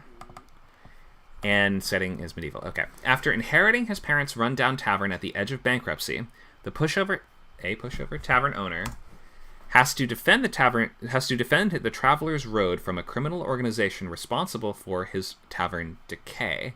He'll have to partner with the most feared female mercenary to help him defend his business. Okay, so try to get this down to one simple sentence. I don't see how a criminal organization is responsible for his tavern's decay. I think you're saying they're responsible for the lack of business or the problems that he's facing, but we would kind of understand that without needing to point that out. You can just say he has to defend his road from a criminal organization, and we understand why. So after inheriting his parents' rundown tavern at the edge of... This is almost like The Bear. It's like The Bear meets, what's it called? Disenchantment. Or maybe the other way around. Might be a bit of a too serious of a comp, but just an idea for you. Maybe look, there's a book called Legends and Lattes that might be a good comp. A pushover tavern owner must enlist the most feared female mercenary to teach him to defend his business from a criminal organization. There you go. Something like that. And I would recommend picking either action or fantasy, depending on which one this will focus on more. Probably fantasy rather than action is my guess. If you have magic and elves and dwarves and stuff like that, chances are action is going to mislead people into thinking that this is something it's not. So stick with fantasy rom-com, that's totally fine. This looks pretty good. And then on your pilot logline, tell us what happens in that very first episode, what the specific threat is, and what is that first problem or first chapter in this longer quest that we have to deal with. Thanks for the link, Nacho.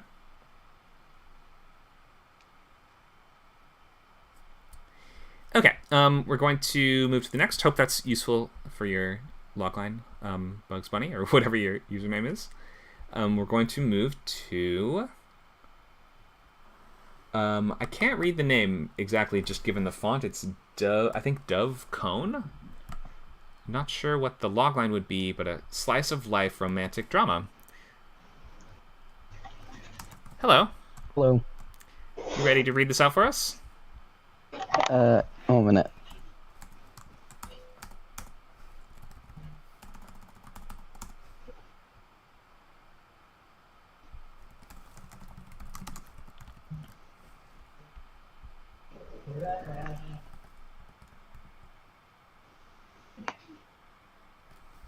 I put it in.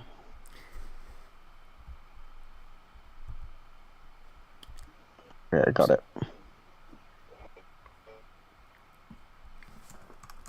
So do I just read it out? Yep, whatever you got. Years after the death of his wife, he struggles to deal with his teenage daughter as she gets into trouble, and when a new romantic interest shows up, the daughter does everything she can to get rid of her, but the romantic interest doesn't accept defeat that easily. All right, thanks for sharing that. So, comedy, romance, drama, I think I get it. So you've sort of gone into this logline telling us he struggles to deal with his teenage daughter, but you haven't told us who the main character is. So the easiest way to define them is adjective and then a noun. So you might start with the character's job is often a good place to start. You might describe him as an absent-minded father, though, if that is the most relevant trait for the story, whatever it is. So you don't have to have an answer now, but do you have an idea of who your main character is? Not really. Not really. That's all right. So I'll put a placeholder here. So I'll say adjective, protagonist, struggles to deal with his teenage daughter as she gets into trouble. This feels like kind of two separate sentences or thoughts, though. When a new romantic interest shows up for him, The daughter does everything she can to get rid of her, but the romantic interest won't accept defeat that easily. Okay, so that sounds like a sort of... it could be that this is just the arc for a few episodes, or maybe you're saying that this new romantic interest is the sort of centerpiece of the conflict for the whole show. Do you know exactly what the answer is to that yet, or are you not sure? It's something I just made up. Not sure yet. Okay, so in determining the series logline, we have to kind of say what is going to be the conflict that is going to last for years of the show. So when I read this, I'm thinking that in the pilot, we're going to meet this new romantic interest and the struggles of their relationship and trying to make it work with the dynamic with the daughter is going to be at the heart of the entire thing. If that's true, then you can keep it like this and it's fine. If that's not the case and it's more like the romantic interest is just one subplot in the first season, then you probably wouldn't need to include that in the logline, and you'd want to reduce it to something a little bit more like, after the death of his wife, let's say, a lonely father struggles to find new love and deal with let's just say something like his troublemaking teenage daughter. So that would be just like a simpler expression of it that wouldn't involve that main relationship in the arc of the whole show. Does that make sense? Yeah. Okay, so you'll have to decide, just make those choices. Is this relationship going to be the part of the story engine that's going to clarify where the conflict is coming from for many years? Or is it going to be more sort of every year brings its own challenges and its own distinct problems and its own setups and things like that? That would be more this version that I've refined here. So beyond that, I would try to just reduce your genres down to 2 rather than 4, and try to come up with a title, of course, and then next step would be pilot logline, which tells us just what happens in the very first episode. All right, any questions on this? No. Okay, great. Thanks so much for sharing. Hope that was useful for you. Yeah, thank you. Alrighty, I think we've got a couple more.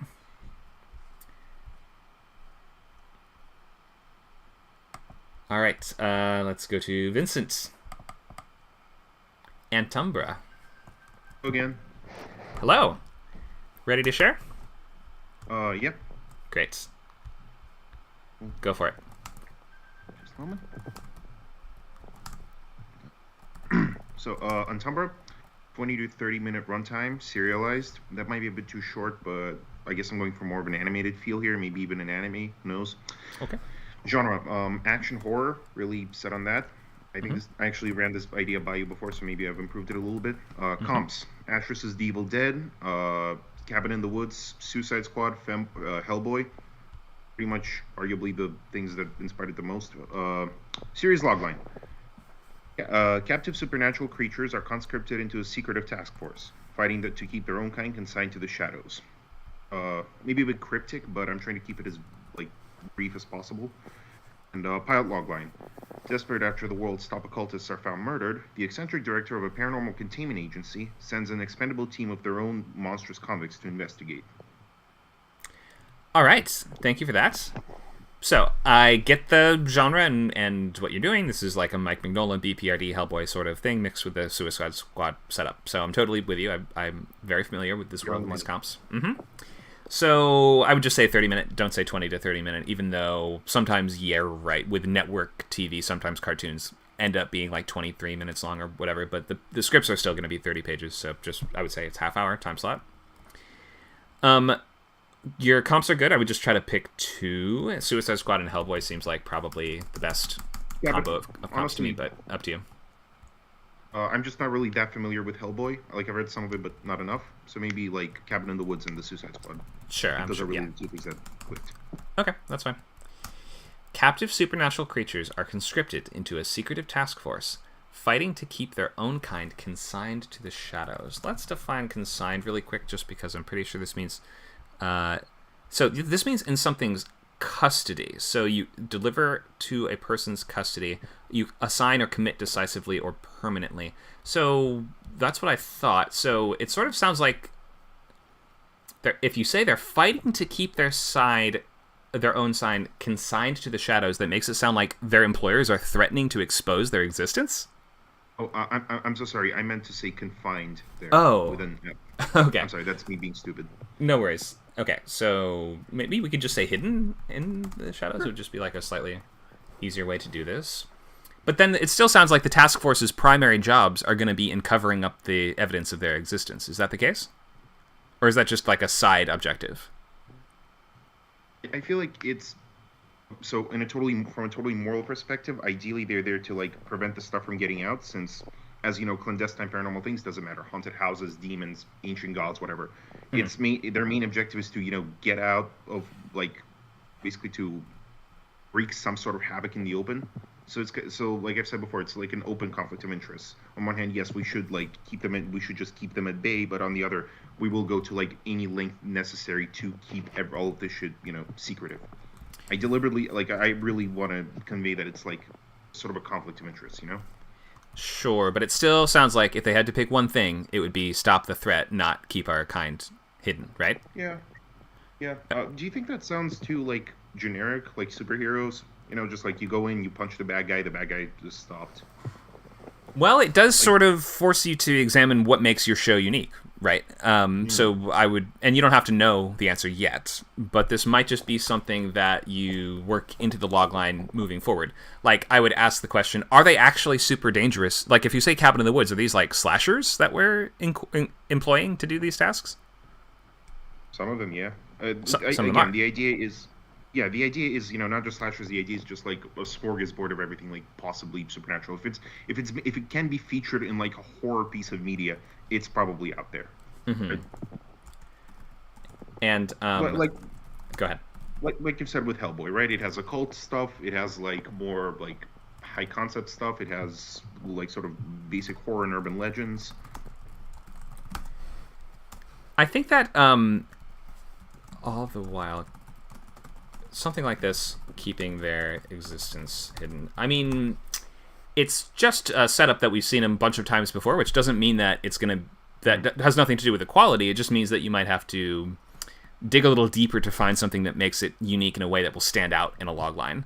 Right now, I think that the best expression of your series would be something like captive supernatural creatures are conscripted into a secretive task force sent to fight high-stakes magic threats, or maybe you'd say horror threats, or maybe you just clarify alien threats, whatever kind of threats they're facing, all the while keeping their existence hidden. Paranormal threats, sure. That's good. Something like that, because the existence, keeping the masquerade being secret is secondary to their main objective. Pilot logline. Desperate after the world's top occultists are found murdered, the eccentric director of a paranormal containment agency sends an expendable team of their own monstrous convicts to investigate. Why are they desperate? What are we desperate about? Due to the so I feel like the question that would arise is, why would you even send these like unhinged, blatantly unstable creatures to even deal with this high stakes stuff? Well, that's the answer I'm trying to kind of have in the first episode. That the standard Ash Williams's Ghostbusters, whatever, any sort of like humans, like normal humans qualified to deal with this are just out of the picture. Mm-hmm. Right? But so what threat are we facing? Do you think it's inadvisable to keep it vague? No, I would definitely be really clear. Mm-hmm. An eldritch deity, basically. Okay, so clarify threat / It's not antagonist. amazing, but it's a pilot antagonist. That's fine. So yeah, don't hold back on the. If this is a monster of the week show, you have to tell us what is the first monster of the week. So you can clarify that threat and the antagonist here, and also just like. All the world's top occultists are dead. What were the top occultists doing? Like, why did we need them? I guess that's what you say. The characters are desperate to solve this problem. Why so desperate? So you could just sort of underline the stakes a little bit. Like with superheroes, it's a little easier since you can kind of really quickly buy the idea that like in Invincible, right? There's superheroes, they fight all the bad stuff, and then by episode 1, Omni-Man kills them all, right? In Invincible. Yep. Here, I feel like it's a little less like the idea that there are like. For every like Jason Voorhees, there's a Tommy Jarvis, Mm-hmm. like some sort of a even I don't know, a Van Helsing type figure to kind of keep this stuff at bay, if you will. Okay. Is that too like niche? Oh no, I think that's fine. It's kind of cool actually that every villain has an equal and opposite hero sort of thing.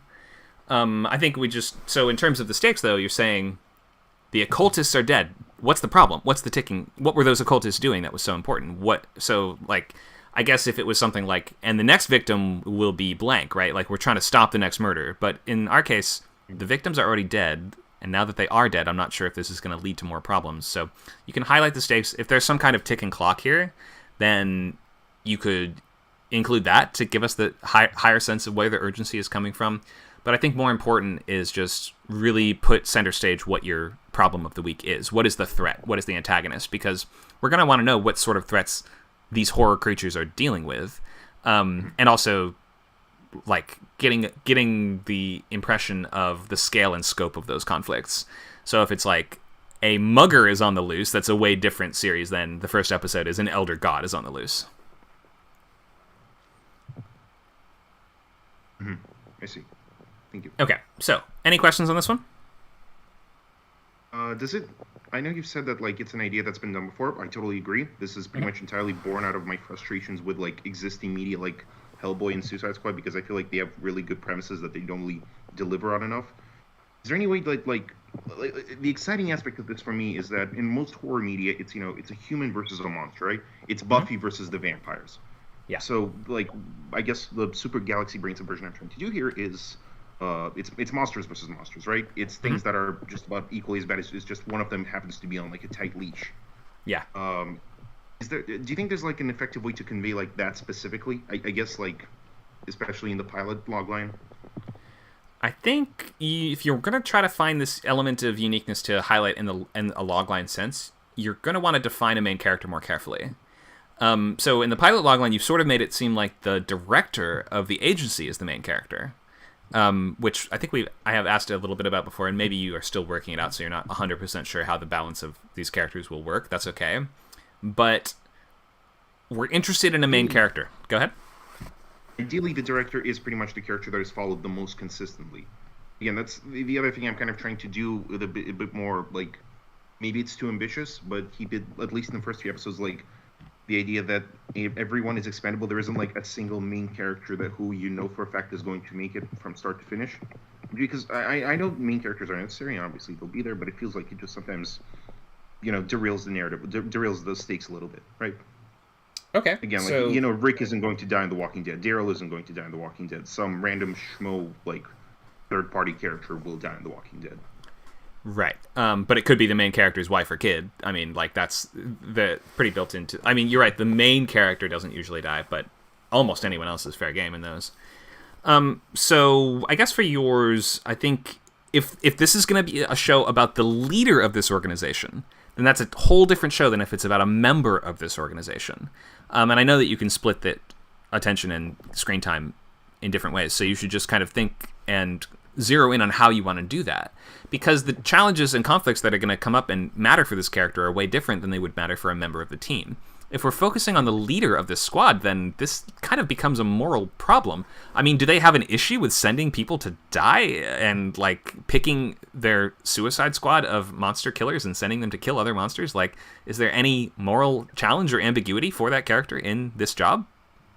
Absolutely, yes. Okay, great. That would be something to put front and center then, in that case. And the challenges could be something like, I'm starting to actually be friends with my squad members. This is terrible, right? I need to remain more distant from them. Things like that. That could be interesting conflicts.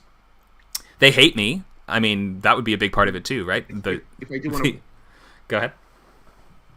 I'm so sorry. I interrupted you. Please finish. No, you're good. I was almost done. I was just saying. So the sort of conflict between that main character and the team will be really central to that narrative too. Mm-hmm. I mean, they'd probably be trying to escape all the time. Go ahead. I'm so sorry. I keep talking over you. No, you're totally fine. There's always delays on Discord. Go for it. If I want to establish that, like, it is ultimately largely focused on the team itself, and the director, if you will, itself is more of an anchor. Like, yes, they are a prominent character. They stay here from start to finish, but they aren't. It's not entirely focused on them. Mm-hmm. Then I do have to clamp down on a single protagonist, right? I think so. Unless because a show wouldn't work if it was just like, this is a random group of leads. Some of them die every season, so we end up with a whole new group of leads next time. I mean, I guess we just talked about Walking Dead, which basically does do that. But it still has the main character that is the through line, right? It still has like a cast of like 4 to 5 characters who we know aren't dying. Yeah, at least until several seasons down the line, in which case their contract runs up or whatever. Yeah, so I think if you have a central lead character of this team, that would be useful for us because it also tells us, like, this character is a representative of what the other members of the team. Like, let's think of Hellboy, for instance. Hellboy is a demon that files his horns down, has cut off his horns, and files them down because he's trying to reject his past and be good. That is like a version of what every member of the team is. They're all kind of like that. They're all monster people. You have a fishman. You have the pyromaniac. She's like Firestarter from the Stephen King book. You have all these characters that are all basically demons that have filed off their horns. Like, that's sort of one of them stands in for all of them and tells us, what is this world like? What is the central theme of this series? So I think picking that lead is going to be super important in defining what makes your show unique and also what helps to generate your unique story engine. Oh yes, I absolutely have a lead. The goal is just to keep it maybe ambiguous for like maybe the first episode or two who exactly is the lead. You know? Okay, that might be tricky. If you think that's like overscoping or that's too ambitious or that's just going to make the whole thing feel like a mess, then I'm absolutely like you said, kill your darlings. So sure, yeah. It's just that when you're only able to write a pilot, and the central element or mechanic of your show doesn't manifest until later down the line, then your pilot no longer is a representative sample of what the show is. And in general, the pilot should be like a trailer for the rest of the show. It says, here's a sample of the kind of fun, the kind of arcs that we'll be having in just this one episode that will then you can watch for more of those, or you can watch to see that continued and to see all the mysteries fully unspooled and things like that. So in your case, especially for a status quo serialized type series, I think we would have to have that main character take center stage in the pilot. Very well, thank you. I tried. It's a cool idea, and if you get a show greenlit, then maybe you could be like, hey guys, I want this to really kind of settle into place by episode 3, and maybe that could happen. But in terms of a written pilot, you just have to set up the game that you want to play very early on, and you have to tell people this is a sample of what the show will be. So I think that you might struggle with the main character doesn't reveal himself until later element. Very well, thank you. Sure, hope that helps. Any other questions?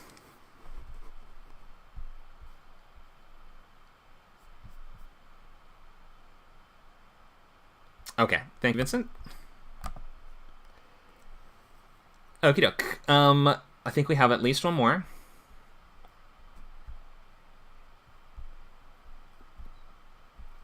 We have Meep with Punch Clock Heroes as our last one for today. A refined version of the logline from last week. Yep. I was debating either doing that one or a completely new one, which I was also working on, but I'm like, you know what? I should probably finish this one first before stepping into a new idea. Yeah, good thinking. Okay. Let's get started. Alrighty.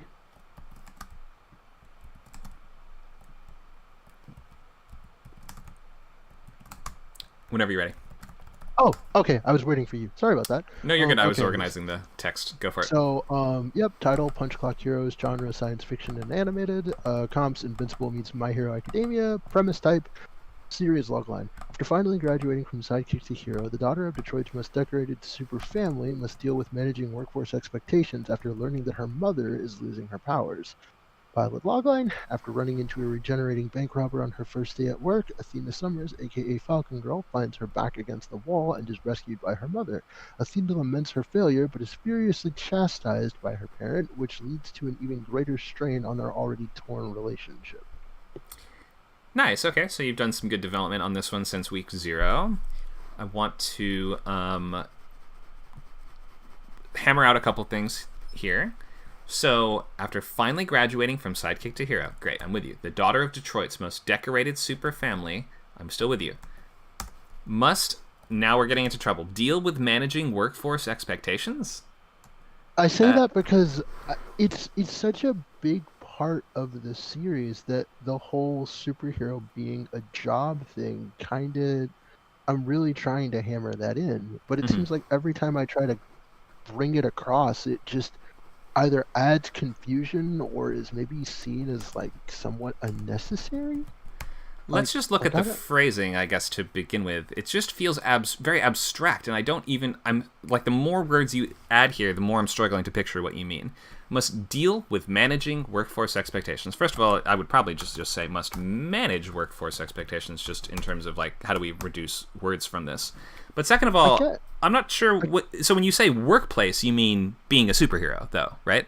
Yeah, like I'm really trying to kind of throw the idea in there that it's not like how you would see it in a regular superhero cartoon where it's like Spider-Man putting on a costume and doing this, like because he has to type deal. It's more of it is now in this society something that is a profession. It's something that is regulated. It's not something where you just do it and they hear about you on the news. It's something where people will probably know other individuals that have gone into that particular line of work. Being a superhero isn't some hidden thing. It's a job that people have. And who employs you?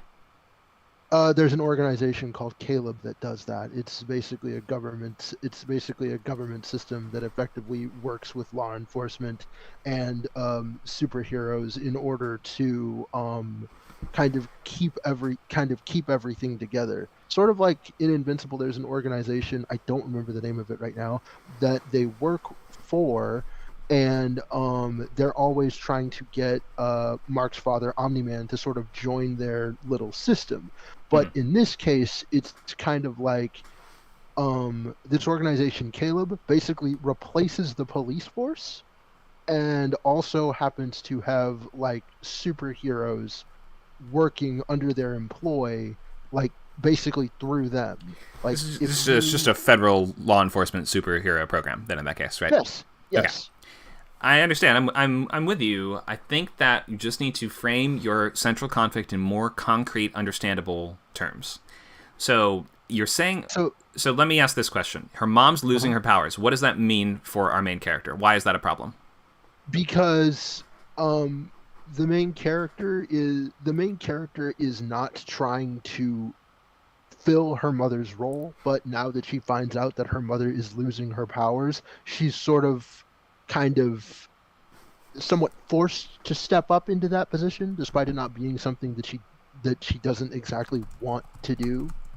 This is how you should frame the conflict of your show. So it's forced to... I figured I should have said that. Fill her mother's shoes. I was thinking too, yeah. Something like that. So managing workforce expectations is so abstract compared to, I need to prove to people that I can be my mom. The thing about it is that that's kind of the other sort of side of the conflict, is that it's not a job she wants, but it's one she kind of has to take on now. Because sort of the conflict is that her mother is, like, losing her powers, and her mother has been kind of telling her for years, like, you need to be this good. And she's just like, why? There are so many other heroes out here. Not that this is basically like a thing that a lot of people are doing. Why does it have to be me?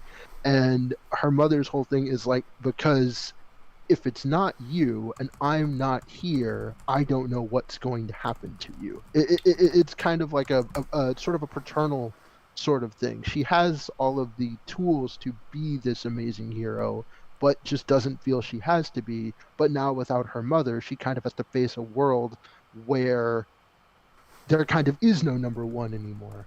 And I don't know if you've ever seen it, but My Hero Academia, there's a lot of that in the main premise of the story, which is one of the comps that it's based on, where the main protagonist, basically his mentor is like the greatest hero ever, and he is given his power and has to fill that role. The only difference is that the main character of that story wants to do it and pushes himself that hard.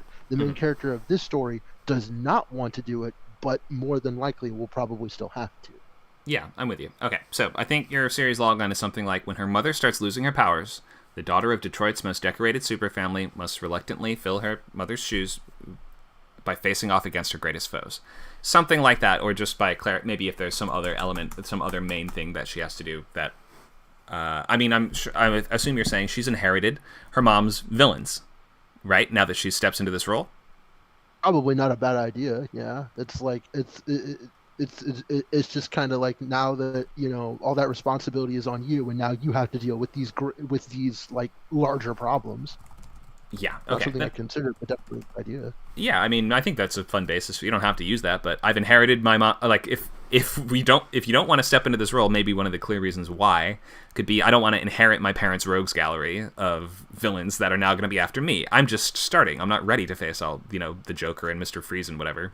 Right, and it's not even so much that like she's becoming literally like taking on the mother's mantle and the mother's name. She still has her own sort of like identity, but now it's just kind of like, oh, we know you, we know your parents, like kind of like I guess the Joker coming after Robin when Robin becomes, I guess, I don't know, Nightwing.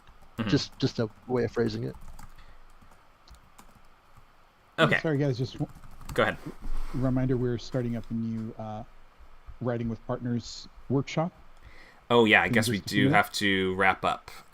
So that will be starting basically right now. Go ahead, Nacho. Yeah. So unfortunately, when we end this event, it may kick people out of the room, so you just have to rejoin. So apologies for that, but that's kind of how this stage channel works. It won't Okay. let you start the new one until you end this one. Yeah. So I hope that gave you a little bit to work on for the series logline. The pilot logline for you, Meep, I'll look at later today and send you a message just to give you feedback on that. But hope that helps Thanks, you just a little bit. Yeah, on yeah, this. no, I appreciate it. I'll definitely put that into consideration. Just remove that and just make it a little bit more straightforward, which isn't a bad idea. Sure. Highlight that family dynamic. Simplify that conflict. Don't make it feel abstract at all. Got it. Okay, thank you for sharing, everybody. We want to finalize series and pilot loglines by next week. Fill out your sketchbook as much as you can by next week, and you want to read at least one recent pilot script. We have a link to a website here which has tons of great scripts to read. I'm going to leave it in the chat. We have a Writing with Partners workshop starting now, so we'll be back. I'll be back in 5 minutes for that to get started. Thanks, guys, for joining this TV writing class. We hope to see you soon for your next Script Camp class or event. Make sure to sign up for membership on scriptcamp.net if you want to take the rest of this course. Thanks a lot, guys. Have a great rest of your weekend.